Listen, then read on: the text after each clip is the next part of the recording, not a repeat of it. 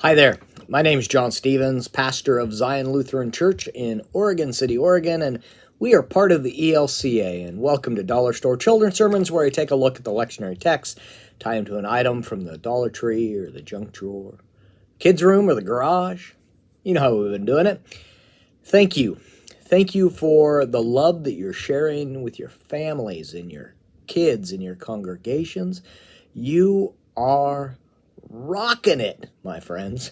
Thank you so much. And thank you for spending a little bit of your week with me in this way. And Merry Christmas and Happy New Year. We're right there. We're right in between. We're getting there. Christmas is not done with because we are still in Christmas. We're still within those 12 days of Christmas, as the song says. Anyway, I don't know what that was. And we are looking at the first Sunday of Christmas, that important word of. Sometimes in Lent or Advent, I lift up the word of versus in. In Lent, we're Sundays in Lent because the Sundays are outside Lenten time. In Advent, it's the first Sunday of Advent, the first Sunday of Christmas. And that sense of that of is a very important inclusive, that Sundays are a part of the time of Christmas. So anyway, let's see. We are looking at the first Sunday of Christmas, and a couple of the texts. The gospel lesson is the blessing of Jesus, and Simeon is has been waiting. Oh, let your servant depart in peace, and there's a blessing that happens there. We've got the second reading out of Galatians, where talking about being children of God, another type of blessing and being blessed and all of that. So we've got that going on. Then we also have it's New Year's Eve. We're at the end of the year. And so talking about endings and beginnings. So there's a lot of different springboards that we might go with. And so a couple of the ideas. Baptismal candle. Talking about in the baptismal candle, when the candle's lit, and the point of blessing, and about remembering our baptisms and remembering the ways that God has claimed us and said, you are mine. That in the gospel lesson, we have that happening with Jesus, this blessing in the temple, part of the ritual, part of the tradition, and then for us, and the blessings that we are claimed and we are called children of God in the waters of baptism, and that blessing that happens there. The blessings that happen in church, the end and the benediction as we are blessed and we are sent away, and the ways of that ties into all of the other things that we do in the church. When they come up for communion and they dip their fingers and they make the sign of the cross, or you gather the kids around the baptismal font and you bless each of the kids in a special and meaningful way, that they are claimed, they are reminded that they are children of God, this blessing that happens. So all of these kind of ups and downs. And one tie-in is to have possibly a candle that's almost all the way burnt out. And that, and we have in our sanctuary, we have an eternal light, and it is a candle. It's not on a switch. Lots of churches. Some churches have gone to the electric eternal light. Part of that's fire code. Part of that is not having to worry about changing it. But we have the candle it's an 8-day candle, so that you can change it and you don't have to worry about it burning out in the middle of the week. But if you catch it right when it's near the end, there's that feeling. Sometimes when I come into church and that candle's there, I'm like, is that going to make it throughout the service? I don't know.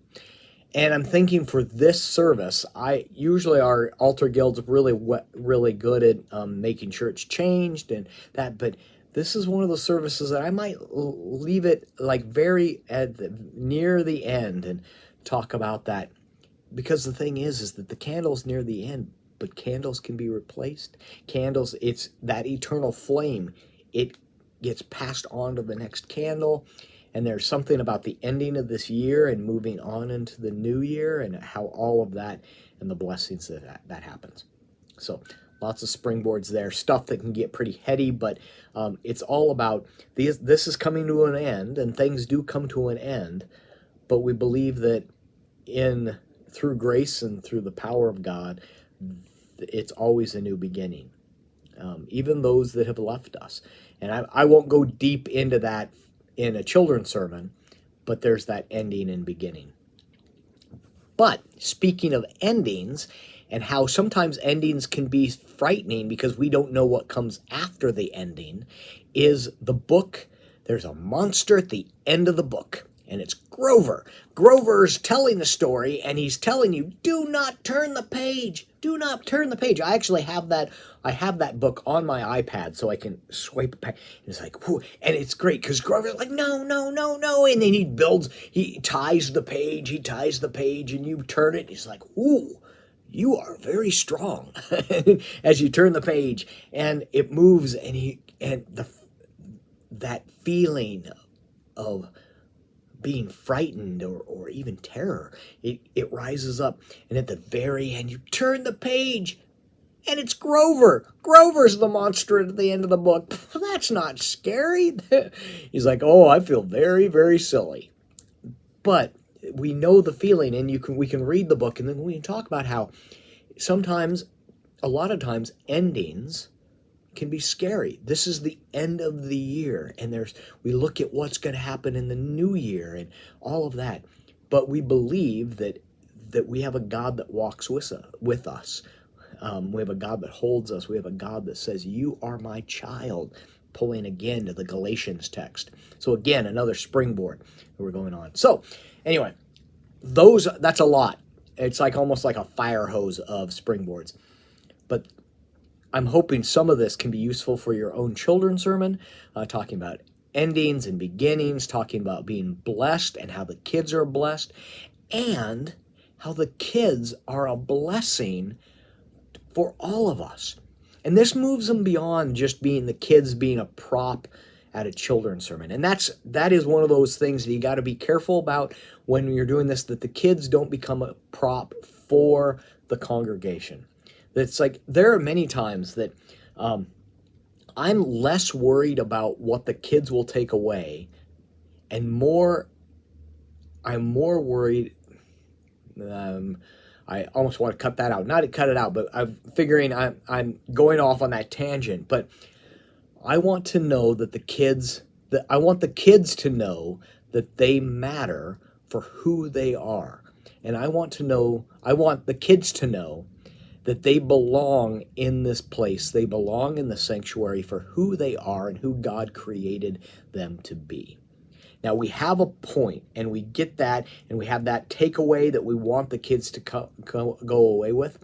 And if they go away with it, wonderful. But I want more than anything for them to know that they belong in that spot. They belong in this place. They belong with us and all of us, and they are as much children of God as we are, and we are as much children of God as they are, and we're in this together. So, tangent there, but it's important.